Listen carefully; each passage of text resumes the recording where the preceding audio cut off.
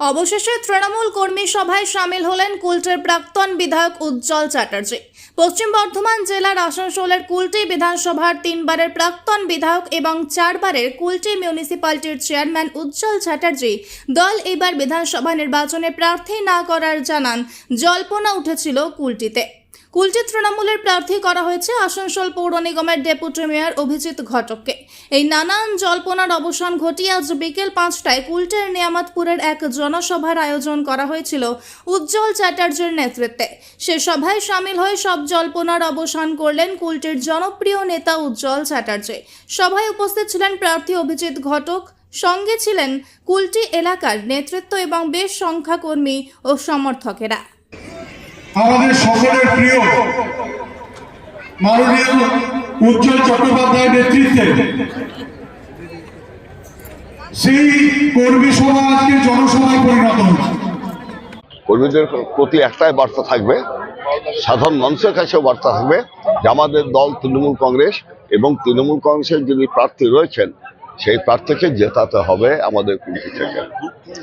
আপনি বক্তব্য রাখলেন যে বেশ কিছু কাউন্সিলর আপনার ভোটের সময় ঠিকঠাক কাজ করেননি, তাদের আমি তো ওই কথা বলিনি, আবার ভোটের সময় বলিনি। আমি এই কথা বলেছি, বহু কাউন্সিলর আছে যারা নিজেরা জেতে কিন্তু এমপির ভোটের সময় আর বিধানসভা ভোটে তারা কিন্তু আমরা কিন্তু হেরে যাই। তো নিজে জিতছে, আমরা কেন হারবো? এই কথা দাদা, আপনি কর্মীদের উদ্দেশ্যে বললেন অনেক সুবিধাবাদী রয়েছে, আছে তো সেই বিষয়টা যদি বলেন। না, এগুলো আমার আভ্যন্তরীণ বিষয়।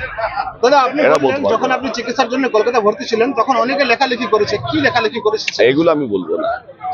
দলের আভ্যন্তরীণ বিষয় কোনো মতে বলবো না, এটা প্রকাশ্যে বলতে পারি না।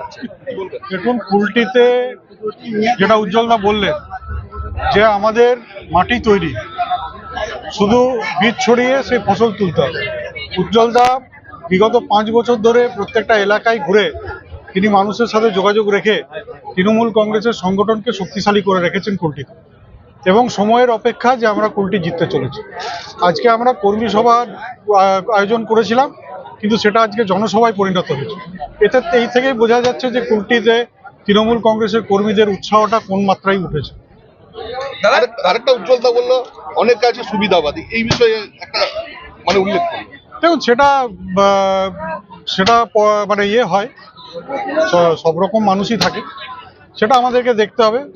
আমরা সংগঠন যারা আছে তাদেরকে দায়িত্ব নিয়ে কাজ করতে হবে, এবং অনেকে থাকেন যারা অন্য দলের সমর্থক থাকেন, তারা চেষ্টা করেন যে আমাদের দলকে ভাঙিয়ে দেওয়া। সেই সব মানুষের কাছ থেকে আমাদেরকে সতর্ক থাকতে হবে। আমার নেতা মমতা ব্যানার্জি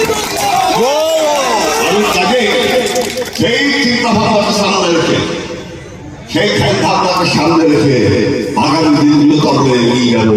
এই কথাটা শুধু বলবো, এই কথাগুলো বলার জন্য আজকে 23 সেপ্টেম্বর যে ভোট বিধানসভা কুলটি থেকে আমাদের অভিজিৎ ঘটক, তিনি আমাদের দলের প্রার্থী, তাকে বিপুল ভোটে জয়ী করার আমি আপনাদের কাছে আবেদন করলাম।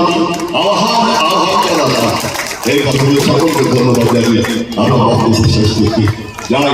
উন্নয়ন হচ্ছে, কুলটির উন্নয়ন বিগত 5 বছর ধরে স্তব্ধ হয়ে আছে, কারণ বিধায়ক তহবিলের টাকা খরচা করতে পারেনি। এখন আমাকে চৈতন্য মাঝি আমাদের বড় চেয়ারম্যান বলছিলেন যে এখন কিছু কিছু সোলার লাইট থেকে তিনি বিলি করে বেড়াচ্ছেন। আমি বলতে চাই, 5 বছর তো আপনি কুলটিকে অন্ধকারে রেখেছেন, এখন শেষ বেলায় এসে লাইট দেওয়ার কোনো প্রয়োজন আপনার নেই। আমরা লাইট লাগাবো এবং সব জায়গায় আলোতে ঝলমল করে দেবো কুলটি। আপনাকে আর লাইট দিতে হবে না, কারণ আপনি 5 বছর কুলটির জন্য কিছু করেননি। আর আমি কিন্তু আগামী দিনে বলতে চাই, কোনো কথা শুনতে চাই না যে উজ্জ্বল কথা বলেনি ভাই আমাকে, আমরা কি কাজ করবো? আরে ভাই, তুমি গতকালকে কথা আমি বলবো, আমি যখন প্রকাশ্যে বলছি, দলের কর্মী সবাই বলছি, এত দলের বিরুদ্ধে সাক্ষী রেখে বলছি, তখন তোমার প্রথম কর্তব্যটাই হওয়া উচিত তৃণমূল কংগ্রেস ছাড়া আমি অন্য কিছু চিনি না। এখনো বলছি, অনেকে বলছে কেউ কংগ্রেসে দাঁড়িয়ে এই ভাষাগুলো করছে এই বিভ্রান্তি ছড়াচ্ছে। আমি বলবো যারা এই বিভ্রান্তি ছড়ায় তাদের থেকে দূরে থাকো, তাদের থেকে দূরে থাকো। কারণ জানবেন দলকে ক্ষতি এরাই করে, সংগঠনের ক্ষতি এরাই করে। এই সব লোকের হচ্ছে সংগঠনের ক্ষতি। এরা আমার কাছে আমার কথা বলবে, সকালে গিয়ে ফুটুর কাছে আর কথা বলবে, সুযোগ সাজানি এটা কিন্তু কুর্তিতে আছে, আমি নিজেও শিখাই।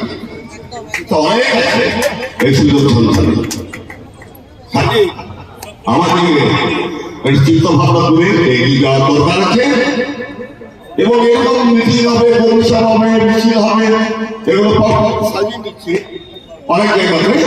এবং সেই সব জায়গাতে আমি প্রচুর সব রাখবো, দলের সমস্ত কর্মীকে অনুরোধ করবো যে সব কিছু ভুলে কিছুদিন আপনারা দলের কর্মীদের সাথে থাকুন। দলের যে আমরা ইয়েগুলো করবো পরিকল্পনা, সেই পরিকল্পনায় সবগুলো অংশগ্রহণ করুন। এবং যারা কাউন্সিলর রয়েছে তাদের একটা বড় ভূমিকা রয়েছে। কারণ এই ভূমিকাটা হচ্ছে কি মানুষের সাথে সরাসরি যোগাযোগ। কাউন্সিলরের যেটা ভূমিকা, কাউন্সিলরদের সাথে সরাসরি যোগাযোগ তারা রয়েছে। এবার কাউন্সিলর যদি ভাবে আমি নিজে যখন নিজে দাঁড়াবো কাউন্সিলর হিসাবে, তখন আমি জিতবো। তারপর এমপি ভোটে আমরা হারি, আগে গেলে ভোটে হারি, যে হারি আমি তো জিতবো। কিন্তু মনে রাখবে এবার যদি এরকম ঘটে তাহলে তোমাকে আমরা হারাবো।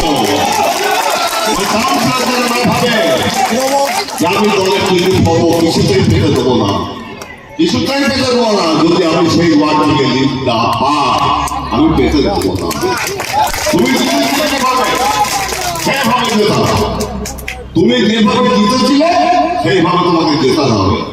আর নাহলে তুমি সরে যাও, যে যেভাবে তারা ভোট করে আমরা পরিণত থাকবে। এই কথাটা কিছু বলতে আজকে আপনারা জানেন যে বিগত 5 বছর ধরে এখানে যিনি বিধায়ক, সেই বিধায়ককে আমরা 5 বছর দেখতে পাইনি। আমরা যেখানেই যাচ্ছি সেখানে বলছে যে আমাদের বিধায়ক কিন্তু এখানে একদিনও আসেনি, তাকে আমরা দেখতে পাইনি, আপনি আসবেন তো জিতলে। তো এরকম একটা পরিস্থিতি আজকে কুলটিতে হয়ে গেছে যে বিধায়ককে কুলটিতে দেখতে পাইনি। আমি তাদেরকে বললাম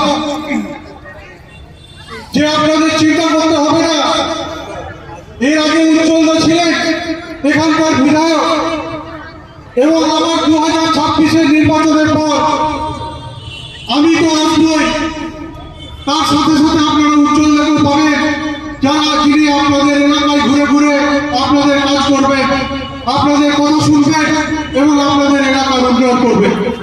ভাবেননি আপনি শুধু নিজের কথা ভেবেছেন, আপনার ছেলের কথা ভেবেছেন, আর কথা কারুর কুলটির মানুষের, গরিব মানুষের কথা ভাবেননি। তাই আমি আমার বক্তব্যকে দীর্ঘায়িত করবো না, উজ্জ্বলদা বলবেন। আমি শুধু একটাই কথা বলবো যে আসুন আমরা একসাথে লড়াই করি। এই নির্বাচন আমাদের কাছে খুবই গুরুত্বপূর্ণ, কারণ আপনারা জানেন মমতা বন্দ্যোপাধ্যায় তাকে 4র্থবারের জন্য মুখ্যমন্ত্রী করতে হবে, এবং এই 4র্থবার মমতা বন্দ্যোপাধ্যায় মুখ্যমন্ত্রী হবেন, এটা সবাই আমরা জানি। কিন্তু যেটা 2021 সালে আসানসোলে হয়েছে, আসানসোলে তৃণমূল কংগ্রেসের বিধায়ক হয়েছে, পাণ্ডবেশ্বরে হয়েছে, বারাবণীতে হয়েছে, রানীগঞ্জে হয়েছে, তাহলে কুলটিতে কেন হবে না? কুলটিতেও আমরা দেখবো তৃণমূল কংগ্রেসের বিধায়ক, এবং যে উন্নয়ন বিধায়করা সেই বিধানসভায় করেছে সেই উন্নয়ন কুলটিতে হবে আগামী দিনে। তাই সকলকে আমি ধন্যবাদ জানাই।